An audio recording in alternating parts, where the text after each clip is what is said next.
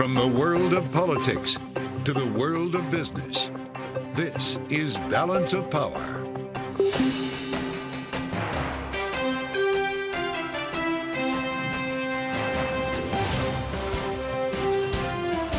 Live from Washington, D.C. From Bloomberg's Washington, D.C. studios to our TV and radio audiences worldwide, welcome to Balance of Power. Alongside Joe Matthew, I'm Kaylee Lyons. Down to the wire with a day to go. Lawmakers drop a $1.2 trillion spending bill at 3 o'clock in the morning.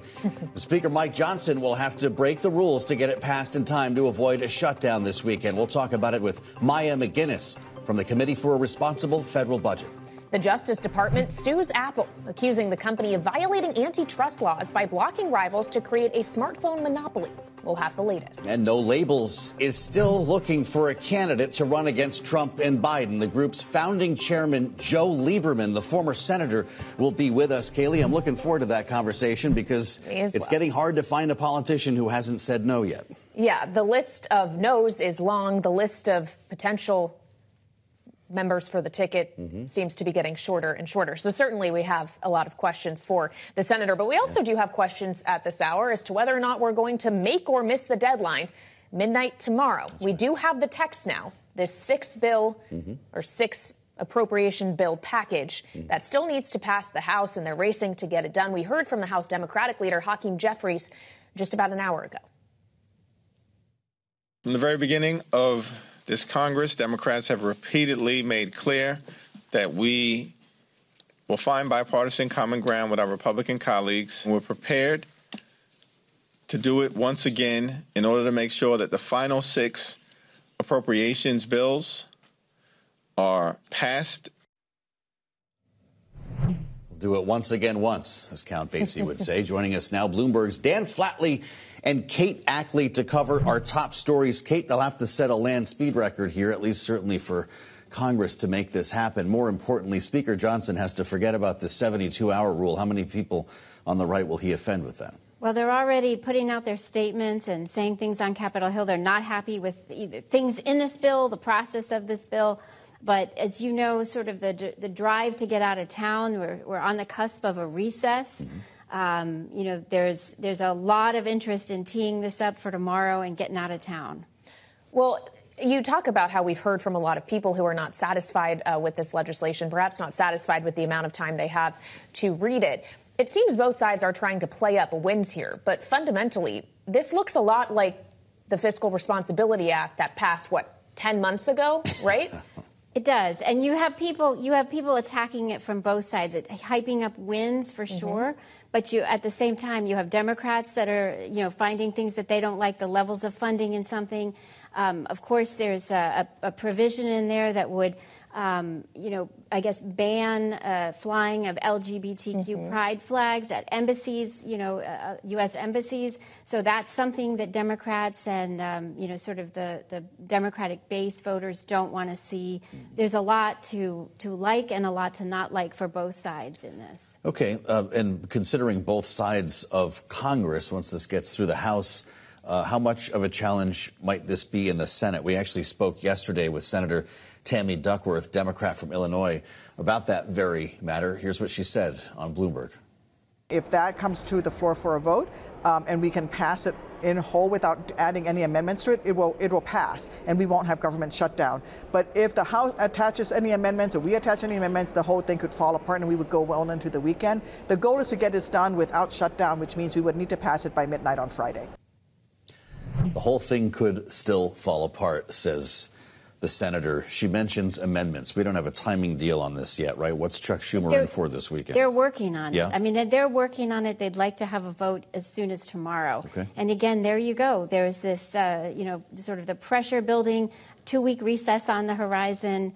Everybody wants to get back to their districts and, talk about what they just did or what they don't like about what just happened. But, I think, yes, everything could fall apart. That's always possible. How many times have we been talking about shutdowns? I was just working on a story today, and the headline has shutdown fatigue in it because, even people who work this process and are, they're getting a little fatigued by this constant cycle. Yes, it could fall apart, of course, but we have seen them again and again try to wrap things up so that they don't, in an election year, sort of draw attention to the dysfunction of government. Yeah, I think it was September 30th and then mid-November, and then 2 dates in January, 2 dates earlier this March, and now we're up here at the end of March doing this whole song and dance. Off the top of your head, again. That was good. Well, we all lived and breathed it Yes, for the last 6 months. It Some certainly of us are has trying been. to forget about it. Fair enough. Of course, that all is behind us now. When we look at what may be to come once all of this is finally done and dusted, there is the question of supplemental aid. The Speaker of the House, Mike Johnson, has always said we need to sort out appropriations first before we actually get to addressing things like Ukraine and Israel. Dan, is there looking like there is a clear path forward on that front? I don't know that there's a clear path yet, but, the brush is sort of being cleared away bit by bit. Last week at the Republican retreat, some House Republicans, including Speaker Johnson, were making some positive noises about maybe doing something on the Ukraine supplemental and some of the other national security priorities of the administration, including Taiwan and Israel. But there is no solid proposal for how to do that at this point. So, we're getting some vibes, but nothing solid yet. So we'll have to see what happens once they get the basic business of running the government out of the way. Well, that's a lot said right there. Of course, the Secretary of State, Antony Blinken, spoke with negotiators in Egypt earlier, and I want to get your input on this, Dan, as we approach the makings, potentially, of what could be a ceasefire. Here's what he said. There's a clear consensus around a number of shared priorities. First, the need for an immediate, sustained ceasefire with the release of hostages.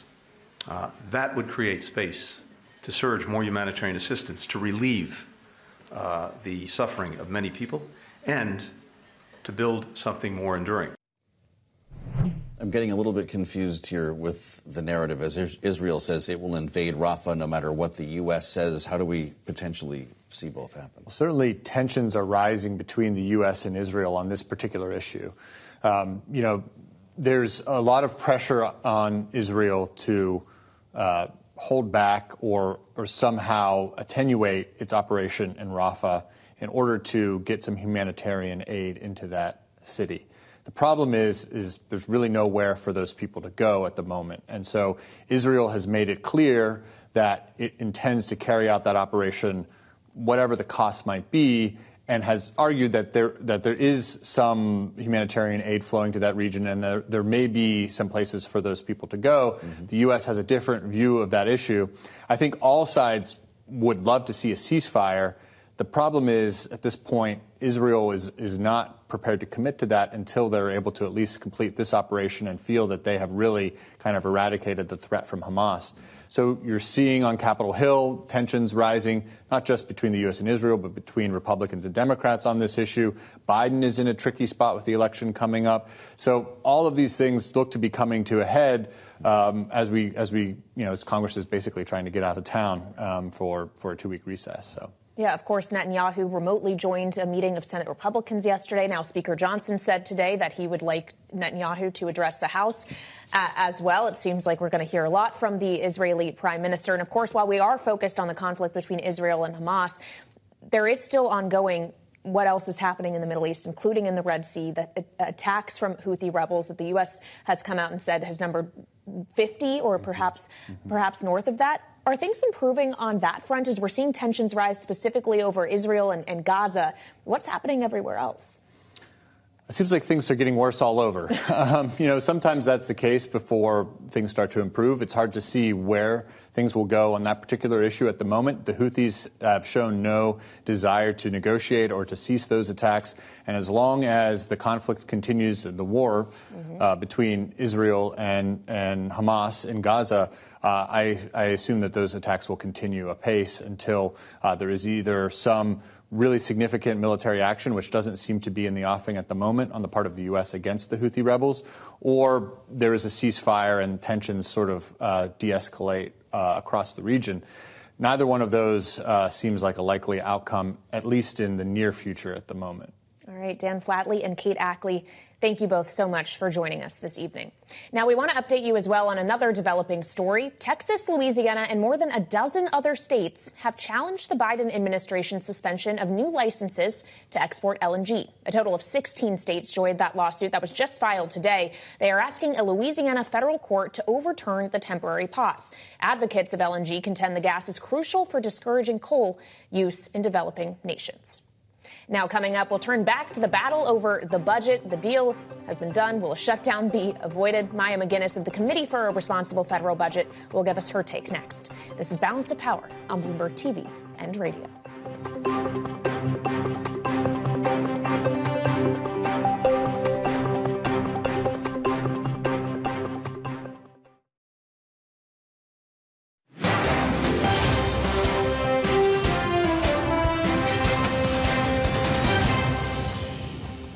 This is Balance of Power on Bloomberg TV and radio. Speaker Mike Johnson plans to call a vote on the remaining bills to fund the government tomorrow. Narrowly, maybe, avoiding the midnight deadline. For more, we're joined by Maya MacGuineas, president of the Committee for a Responsible Federal Budget. Maya, great to see you as always. Of course, if we do see a vote tomorrow, that means lawmakers will have had less than 72 hours to read this bill, really find out what's in it. But I'm sure you yourself are very familiar with what's in this. Is this a good deal? Does it help the U.S. fiscal trajectory at all? It is a good deal. It's the same good deal that as you just said, that they came up with about 10 months ago. And so it's been just an inordinate amount of delay and drama in order to enact a deal that they agreed upon many, many months ago. That's what's kind of so dysfunctional about how this whole process. So taking a step back, absolutely. The Fiscal Responsibility Act is a very, very impressive first step towards improving the fiscal situation.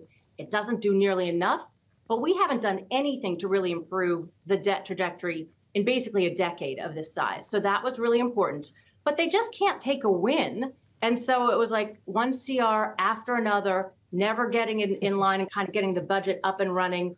All of this drama that didn't really change the overall picture. And overall, if this sticks over time, it's going to save more than $1 trillion. That's terrific. But for the people who are unhappy about it, on the spending side, it is true. We will still be spending more this year than we did last year. In discretionary spending, in the total budget, spending is still going up. Our deficit and debt are still going up. There is so much more to be done. Good first step, yes. The amount of drama around it, ridiculous. Wow. Well, I'll tell you, so we go back in time, as Kayleigh mentioned, to a deal that was struck months ago, and we know that we're entering a campaign cycle here. Everybody's leaving town right now, Maya. We're going to be running for re-election over the course of the summer and fall. So I'm curious your thoughts on 2025. The president's already dropped his budget. Did we just see the budget for next fiscal year that will reproduce itself in the form of a continuing resolution in October? People would be forgiven for being confused that this budget that they are just about to pass, knock on wood, is actually for the year we're halfway through, not for the next year, which is what we should be focusing on. And clearly, when you stop and think, what are they going to do for 2025, you realize it's virtually impossible that the budget process will work as it's supposed to. To its credit, the House Budget Committee already put out a budget. The Senate Budget Committee's not even going to bother to, again, and that's a problem. But even if they did, they wouldn't be able to reconcile the differences in a year. So in an election year. So, yeah, we're going to be governing by continuing resolution again. Those spending caps, though, from the Fiscal Responsibility Act were for 2 years. So there'll be tight caps again next year.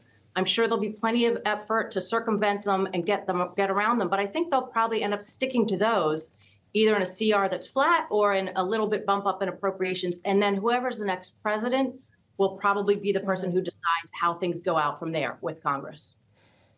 Well, Maya, while we're talking about 2025, of course, Joe mentioned that President Biden has already sent Congress his budget for the next fiscal year, but the Republican Study Committee has put out theirs as well. And interestingly, they are calling for Social Security eligibility, that age, the retirement age, to be tied to life expectancy, also suggesting reducing benefits for top earners who aren't near retirement. I wonder, Maya, what you make of these proposals and if they ever really stand a chance of becoming reality.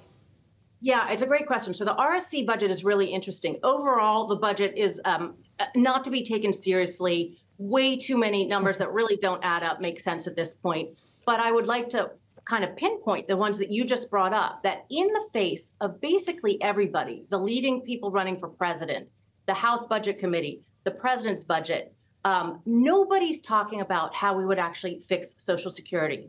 And so credit to the RSC for saying, yes, things like means testing, things like raising retirement age, not for current workers, but not for current retirees, but for future workers, those should be on the table. And they're absolutely right. Another thing that can also be on the table is raising revenues. It doesn't have to be just the spending side or the revenue side. It will probably have to be both, but it will have to be policy changes. And so, again, I think overall, their budget is not to be taken seriously. There are many numbers that just don't make sense or add up. But those policies are courageous and important to actually have a discussion of. You can't wish away the problems of Social Security. We don't do anything, they're going to be across the board benefit cuts. I'm very appreciative that some people are taking it seriously enough to get the discussion started. I'm sure they'll get beaten up for it, but it's the right conversation to be had. Well, Maya, we heard from Joe Biden on this. A statement from the White House begins with a quote from his dad that we've heard many times on the stump. Don't tell me what you value, show me your budget, and I'll tell you what you value. Joe Biden says here, we see what Republicans value. This extreme budget will cut Medicare and Social Security. Is that accurate? So they were talking about slowing the growth of benefits or cutting benefits down the road, not for current retirees, but in the future. But I'm going to push back on what the president said, because the president's budget doesn't address Social Security. So do you know what that means? That means he is supporting across the board benefit cuts to everybody of 23%. And that is the position of anybody who is not willing to put forth a plan to address Social Security. So you don't have to like the When you say you cut Social Security, though, that's different than saying you're raising the age. Is it not? That sounds like when you say cut, that sounds like you're cutting into people who have been paying into Social Security already. Right. So the RSC budget has a couple of different approaches. Some of them would reduce benefits. Some of them would raise the retirement age. All of them lead to lower benefits collected over your full retirement period. And again, those are two of the reasonable policies we should be thinking about. And we could also put revenues there. We could also change the way we calculate inflation. But if you do nothing, which is what the president's budget proposes, you are tacitly endorsing across the board benefit cuts for millionaires and billionaires and also for widows. And that's clearly not a sensible policy discussion. I don't think you get to criticize somebody's plan to fix Social Security until you have one of your own. And I think we can all agree that we need to make changes to Social Security as quickly as possible to save the program from insolvency. And then we can disagree on how best to do it. But you can't show up with no plan and criticize somebody else's plan. So I think the president should come out with his plan to fix Social Security. And so should all members of Congress. Instead of promising, they promise not to touch Social Security, which is what everybody's political promise is. But we know that that's not serious policy, and it's not helpful for getting the program back towards solvency. Mm-hmm. And I would just thank you. It's great to have you. Yeah, thank you so much. Well, always, and as we learn more about the future of this legislation, we'd like to stay in touch with you here. Never mind the conversation over Social Security. Coming up on Balance of Power, the Department of Justice sues Apple in an antitrust case, another over its iPhone practices. We'll have a report on that next on Balance of Power, Bloomberg TV and radio.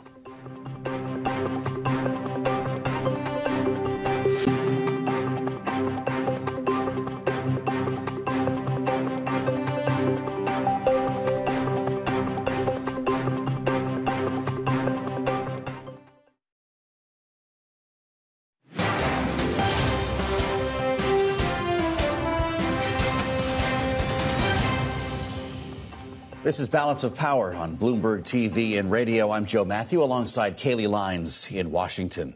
The Department of Justice sued Apple today, again, in what's being called a landmark case for antitrust enforcement. Bloomberg's Tyler Kendall has more on what we should know. Tyler?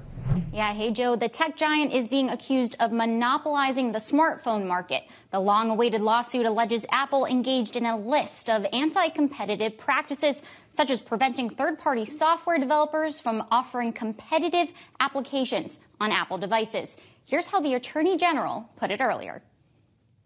We allege that Apple has employed a strategy that relies on exclusionary, anti-competitive conduct that hurts both consumers and developers. For consumers, that has meant fewer choices, higher prices and fees, lower quality smartphones, apps, and accessories, and less innovation from Apple and its competitors. Apple denies the allegations and vowed to fight the charges. It's part of a recent string of big tech companies facing antitrust complaints. But we've also seen these kinds of cases brought beyond the sector. Last month, the Federal Trade Commission sued to block Kroger's historic acquisition of Albertsons, alleging the $24.6 billion deal would drive up grocery prices. In a new report out today, the FTC says the biggest retail food giants, including Kroger, but also Walmart and Amazon, gained a competitive advantage during the pandemic that warrants more scrutiny. The report found some of the retailers used their market share to prioritize shipments. This included threats of fines against suppliers if orders weren't fulfilled fast enough. It's a type of leverage smaller competitors didn't have. The FTC is pledging more action, so I asked what that could look like. We certainly are calling on policymakers to take a look at this report and understand the impact that these high prices and the consolidation in these markets. Chair Khan and some of her other colleagues on the commission have been clear that it's important we revitalize some long dormant antitrust laws, particularly ones that can have a major impact both on price but also on product quality and availability in grocery stores in particular. The report did not allege anything illegal happened, but it did find annual profits rose for the largest food retailers at the start of the pandemic and have remained elevated since then. Grocery prices are up 25% since March of 2020. It's top of mind for voters and lawmakers here in Washington. Joe and Kaylee, a recent consumer survey found groceries are the #1 concern for Americans when it comes to rising prices. Well, and Tyler, certainly President Biden, as he campaigns for re-election, is aware of that, as he's made a lot of his messaging about corporations and price gouging. Right, definitely. And our Bloomberg News Morning Consult poll repeatedly shows us that inflation is top of mind for voters. So when President Biden hits the campaign trail, we often hear him, as you say, talk about this corporate greed and price gouging, particularly in big industries, including grocery stores. Of course, on the other side of the aisle, Republicans and former President Trump are making this a spending issue, talking about fiscal stimulus going into the economy and President Biden's tax and spend plan. So we'll have to see as campaign season ramps up. Of course, we'll be paying close attention to the economy and issues like this. Indeed, we will. Bloomberg's Tyler Kendall, great reporting. Thank you so much. Now, coming up, as we talk about the 2024 election cycle, we also have to talk about political third-party no labels. The founding chairman, Joe Lieberman, will be with us to talk about whether or not we'll actually get a ticket and who exactly might be on it. This is Balance of Power on Bloomberg TV and radio.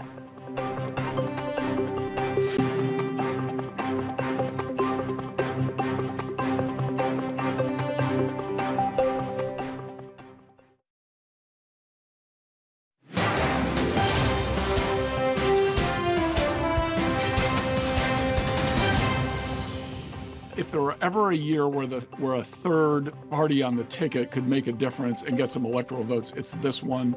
The two main candidates are so unpopular that there seems to me that there's a real lane for a vibrant third party candidacy to make a difference here.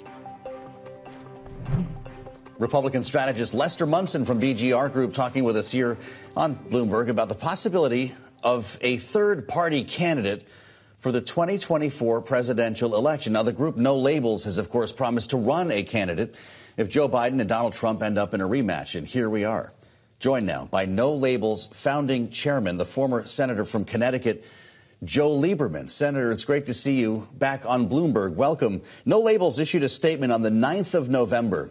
Said we will make a decision by early 2024 about whether we will nominate a unity presidential ticket and who will be on it. Now that we're approaching April, what are you waiting for? Well, we did say after Super Tuesday, because you never know until after Super Tuesday who's going to get the nomination. I mean, this whole movement in No Labels to run a third choice bipartisan unity ticket started because our members saw another Trump-Biden race coming and thought the country could do better. And every poll that's taken shows that most of the people in our country think that we can do better than those two choices, and they want something other than Trump and Biden. But, the primaries were going on. Anything can happen. But they're over. They're basically over now. And it is Trump and Biden, which means more slash and burn, nastiness, division, partisanship. And whichever one of them gets elected, unfortunately, not much is going to change in Washington. So we think this is the moment for a bipartisan unity ticket. We've qualified for the third line in 18 states. We're doing well. We're looking to qualify for 50 by Election Day. And now we just got to find a strong bipartisan ticket to recommend to our no-label delegates in the next couple of weeks. That's not easy. It's daunting for somebody to go out there in the midst of this mud fight between Trump and Biden. But we think we have a good chance for a really strong ticket. Well, I wonder how we're defining strong here, because as you say, it maybe has been daunting for no labels, as everyone from Joe Manchin, Larry Hogan, Mitt Romney, Kirsten Sinema, Sununu, others, a laundry list, frankly, of individuals who have said no to a unity ticket bid. So who is left, Senator? Is it Chris Christie? Well, it'll be a surprise when we announce it, but I can tell you, and it, it's been tough because we've asked a lot of really strong people, and they each had their own reason for not doing it, and I understand completely. Incidentally, it wasn't no labels. It was that led them to turn us down because they all thought about it. It was really the idea of, is this the year I want to get in the midst of that rock fight or mud fight, as I said a moment ago. And you got to have a real calling and a feeling that the country can do better, and you can do better for the country. So, but I think we're still in pursuit of a couple of really good candidates, and we got to make a decision in the next 2 or 3 weeks. And when we do, hopefully we'll excite people, and they'll say, you know what, this is their choice I've wanted. It's time for America to have a bipartisan unity administration in the White House, and that'll change everything that happens in Washington. We'll begin to solve our problems, and we'll stop fighting each other all the time, which is what the Republicans and Democrats are doing now. Well, Senator, a number of the folks that Kayleigh mentioned who have declined your invitation have cited the idea of being a spoiler as a turnoff here, and I know that you have addressed this as well. Joe Manchin, who has recently said no, and I don't know if you're still talking to Joe Manchin about this. He said no labels would be a spoiler if you cannot get on the ballot in 50 states. Is he right about that? Well, first off, we've been really clear about this, and we're following the data, which in this case means the polling. And our data shows that we're not going to be spoilers. What does that mean? It means we throw the election to one or another candidate. Honestly, our members don't want to reelect Donald Trump. They don't like Joe Biden either, but they really don't want to elect Donald Trump. And all our polling shows that we will not do that. I can tell you that I'm really confident. Sir, if I could just go right ahead. Ask you, when you're polling, what questions you are asking, because aren't you polling for just a blank slate, just any option C, versus polling for an actual ticket? Or when you're looking at this data, are you putting real names on there? And if so, who is it that will perform the strongest against a president and a former president? Who is at that caliber? Right. So good question, because for a long time, we were just testing the idea. We do Trump, Biden, and a bipartisan unity ticket or an independent moderate ticket. And we came up with some really good numbers for that, but we know there are no names there. Then we started to put in names as we went ahead, and we were talking to specific people, and they still do pretty well. I mean, here's a fact that most people, I think, don't understand. Obviously, they understand the electoral votes is what elects a president and a vice president. But here's the point. In every state but Maine and Nebraska, the electoral votes go to the ticket that gets the most votes, not a majority. So you got Trump, Biden. Hopefully he'll have a bipartisan unity, no labels ticket. You got RFK Jr., Cornel West, Jill Stein. You could get the most votes with 33, 34, 35% of a state's votes. And we think we're in range for that in enough states to potentially win, but certainly to throw this to the House and have an influence on who ends up as our next president. So look, these are there's such division in our country that we think it's worth trying to bring us back together with this kind of bipartisan unity ticket. Senator, a lot of Democrats, your former party, are working overtime to keep no labels out of this race. And I'm sure I don't need to tell you who they are. With that said, you're clearly not prepared to roll out candidates for us today. You say you're about 2-3 weeks off. You don't want Donald Trump to be the president again.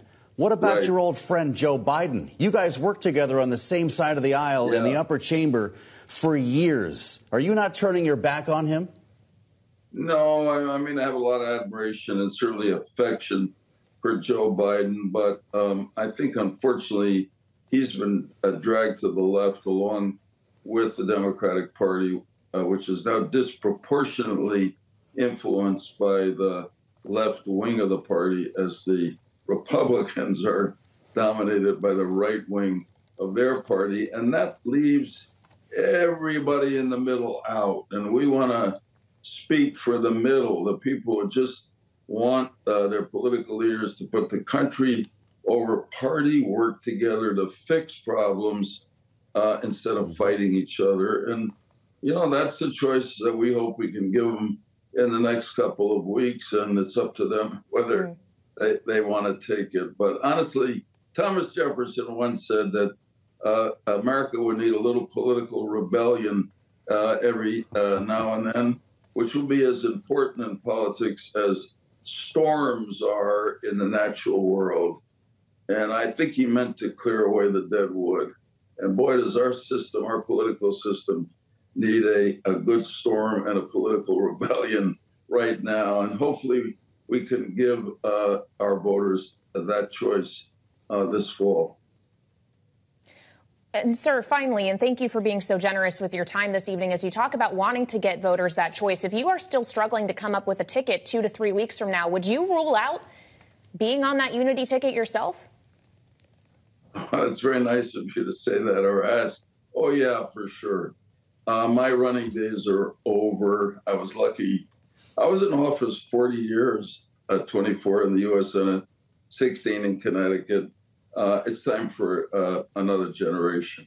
And I'm just happy to have the opportunity to be a kind of senior member of the leadership of No Labels, which is trying to bring the country back together and solve our problems again together.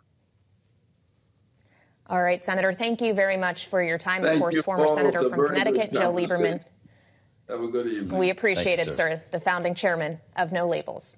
Now, still coming up, we'll continue the conversation on No Labels Group and a quest to solidify a candidate for that presidential ticket. We'll have more with our political panel on Balance of Power on Bloomberg TV and radio.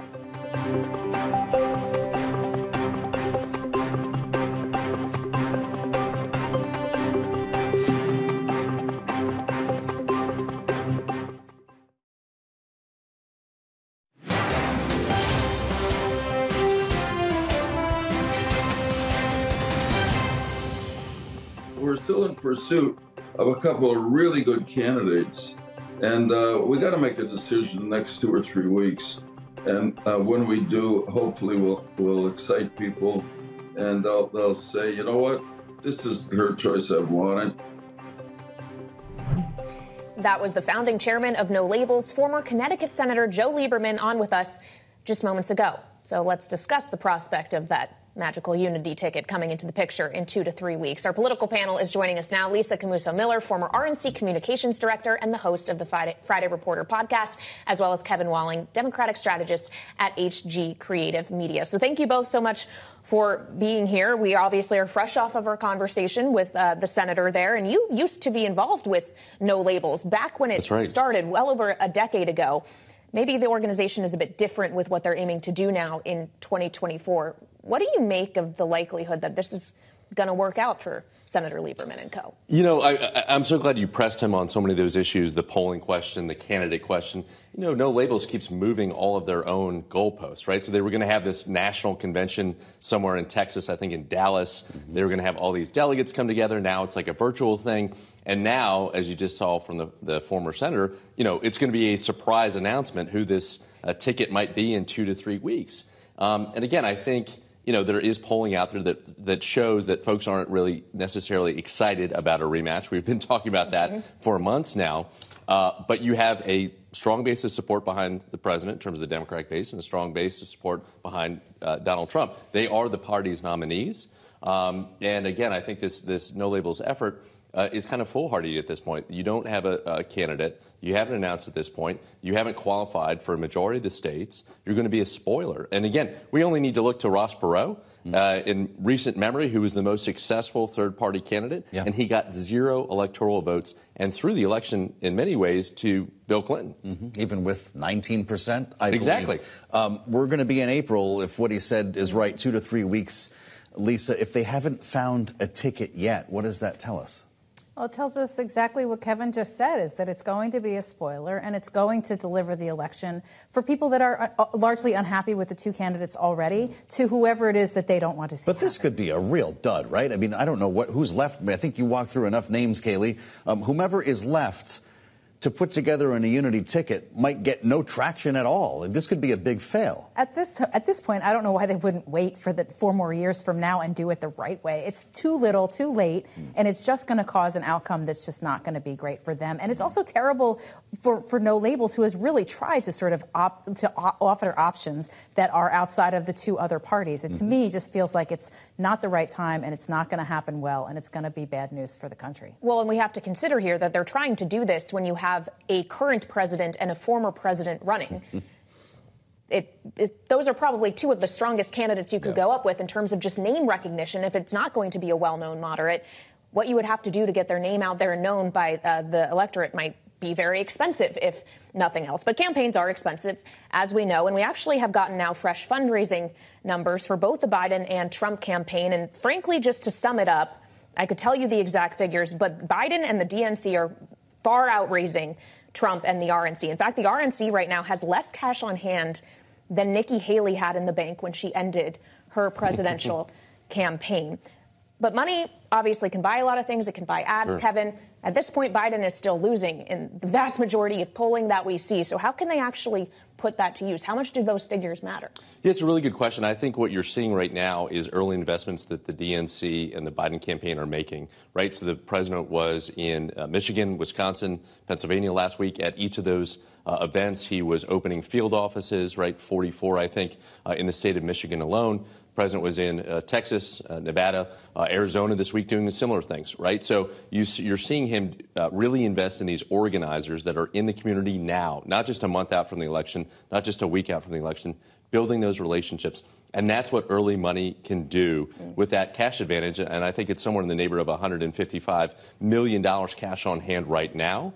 $10 million raised, for example, right in the wake of the State of the Union. That's a huge amount of money, mostly from low-dollar donations to the president. And it's really going to fuel that campaign. And again, you compare it to your point, exactly, the RNC is in real shambles. You know, Lisa used to run the RNC and was way better off back then when they were actually had a purpose and fundraising. Yeah. And they weren't using a lot of that money to pay off Donald Trump's legal fees, which have cost him no less than $10 million just since the start of this year. Yeah, over 50 in total. Lisa, you spoke for the RNC.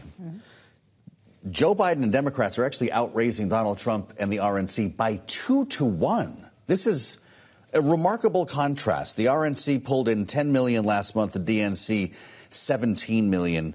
The cash on hand is not a contest. 11 for the RNC, 26 for the DNC. But there's been a reshaping of the RNC, of course, in Donald Trump's own image. Once a couple of months go by and you've got Laura Trump running this, La Savita in the background, can they catch up? Absolutely. And you know why? Because Joe Biden has been on the ticket as the nominee for almost a year, and Donald Trump has only been the nominee for a couple of weeks. And that, I think, alone is the difference between the two. Do I think that there are a lot of other obstacles to get around? Absolutely. Is the RNC being used as an opportunity for raising and making payments for the legal problems that are plaguing the former president, absolutely. But I also think, too, that we cannot underestimate the fact that he just now is the nominee for the party, and I think a lot of money is going to start to pour in. There you have it. Coming up, congressional leaders have released details of the $1.2 trillion government funding bill. Another big story that we're following today. We'll play it to the panel next here on Balance of Power on Bloomberg TV and radio.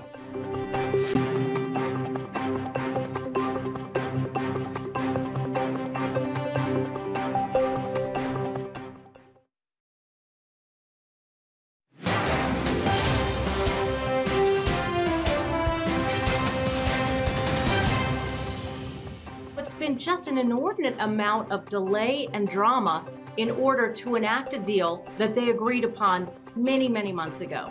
That's what's kind of so dysfunctional about how this whole process. So taking a step back, absolutely, the Fiscal Responsibility Act is a very, very impressive first step towards improving the fiscal situation. That was Maya MacGuineas, president of the Committee for a Responsible Federal Budget, with us just moments ago. Did she say dysfunction? Back with us, our political panel. Lisa Camuso Miller is here, former RNC Communications Director, host of the Friday Reporter podcast. And Kevin Walling is back, Democratic strategist at HG Creative Media. This speaker is in an interesting fix here, Lisa. Dysfunction, yes, but it appears we're going to somehow avoid a shutdown. Maybe things happen over the weekend, go bump in the night on Saturday. But it looks like we've got a deal, and this is going to pass. He's going to upset the Freedom Caucus by getting rid of the 72-hour rule. Is he kind of a made man now, however? We're not hearing about motion to vacate. No one's threatening to fire him. Is he good for the rest of this Congress? Yeah, absolutely, no question about it. I mean, I think that more than anything, he is figuring out how to navigate the Speaker's office, just like every other previous Speaker has before, with the caucus that is making it difficult for anything to get done. Mm-hmm. But this Speaker, differently than other Speakers, is finding a way to thread the needle in a way where perhaps there could be a deal that gets done. And I think it's encouraging. I think it's good. It's good for the country. It's good for the Congress. They have to get back to work. I mean, each and every one of them, Republicans and Democrats, have to go home. They have to campaign. And 2024 so far has not produced a lot of action. Okay, well, you talk of Republicans and Democrats. There are some independents in the mix in this Congress as well. And potentially maybe we could see another one, because Democratic Senator Bob Menendez of New Jersey, who, of course, has been indicted and then faced superseding indictments multiple times, just posted a video saying that he would run as an independent Democrat in New Jersey if he is exonerated this summer. This announcement came just a few minutes ago, so this might be news to everyone here. But, Kevin, initial reaction on that plan? I mean, this strikes close to home for Lisa and I, because we're both from the Garden State. Listen, that man, Menendez, Senator Menendez, has no business serving in the United States Senate, has no business still receiving classified briefings with his role on Senate Foreign Services. This is a disgrace to the party. I'm with John Fetterman. I'm with others that have called this out. If we're going to call out Republicans, on their side, George Santos, others, we got to do it on our side. And what Menendez is accused of doing in those indictments, and I've read those pages, gold bars, Mercedes-Benz, all those kinds of things, it is beyond the pale. I mean, it is, it's comical to the nature of this bribery scheme and just the overwhelming evidence. So there's no way he's going to be exonerated. He should be expelled from the Senate immediately, and he should face whatever penalties in prison. Okay, Lisa, does Jersey want him to run? Whatever question you're going to ask me is the answer that Kevin just gave you. I mean, I love my state, but boy, I'll tell you what, we sure do have some politicians that have some troubles in their past. Do they reelect him? I don't think so. I mean, this is a bridge too far. Is there anger, though? Are they laughing at him? Or what's New Jersey think about this? Well, I think they love their U.S. senators. Yeah. I mean, don't forget, Frank Lautenberg came back after having retired. I mean, we do a lot of these kinds of things in the state, a lot of switcheroos on the ballot, but I think this is one, even New Jersey is After we lost Robert Torricelli in another huge fraud scandal issue in the state of New Jersey, is how we got Lautenberg back. Yeah, exactly right. God love him. A minute left, Kevin, but should Chuck Schumer be handling this differently? Is that essentially your message? Well, again, part of it is tough. He's the leader of the caucus, right? You've got a 51-seat majority. The timing of that, the House, you always got to have a special election to fill any vacancy. Governor can appoint, obviously, in the Senate. So, it's precarious in terms of the Senate control is literally on the line if they lose him. So that's, I think, factoring into his calculation, and it's wrong, but it's frustrating. It's politics. It's politics. What Exactly it is. right. And we discuss it here, and we're glad to have the two of you, as always, discussing that with us. Kevin Walling and Lisa Camusa-Miller, we appreciate your time. And, of course, you can get more discussion of politics by checking out the Washington Edition newsletter on the terminal and online. Great Torricelli reference. Yeah, the torch. And Frank Lautenberg, my God, here's to Jersey. Thank you for joining us on Balance of Power. We'll see you back here tomorrow on Bloomberg TV and Radio.